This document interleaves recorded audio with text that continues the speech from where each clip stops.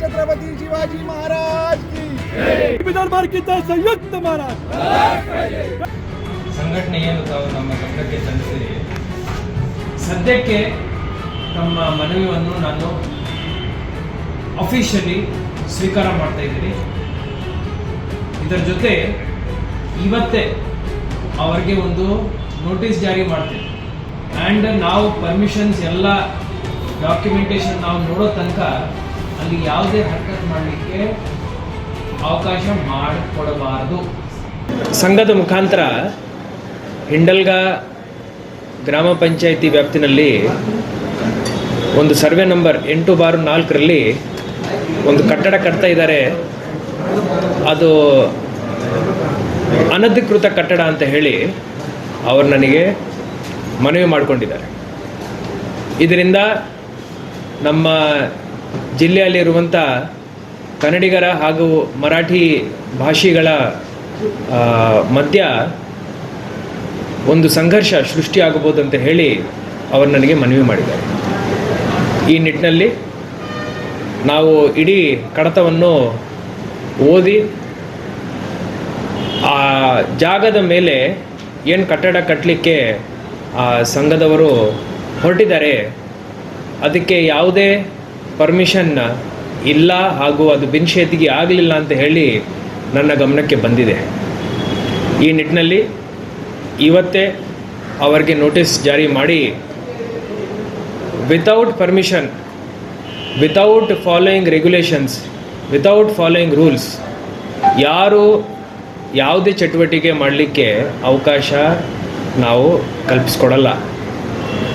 ಅದಲ್ಲದೆ ನಮ್ಮ ಜಿಲ್ಲೆಯ ಹಾಗೂ ನಮ್ಮ ಬೆಳಗಾವಿ ನಗರದ ಶಾಂತಿ ಸಹಿಷ್ಣುತೆಗೆ ಯಾವುದೇ ಧಕ್ಕೆ ಆಗದಂತೆ ನೋಡ್ಕೊಳ್ಳೋ ಜವಾಬ್ದಾರಿನೂ ಜಿಲ್ಲಾಡಳಿತದ್ದು ನಮ್ಮದು ಆಗುತ್ತೆ.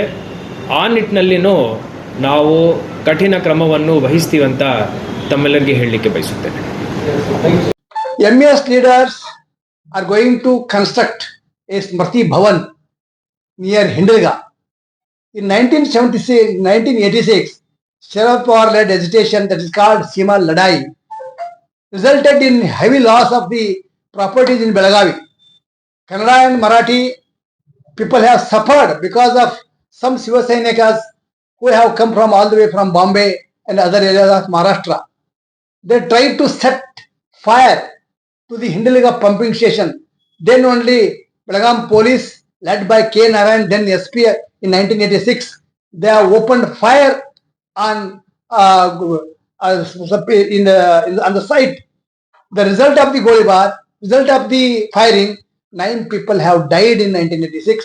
Afterwards, MES leaders every year they are performing pujas to those who have died in the firing, and it has become ritual for them.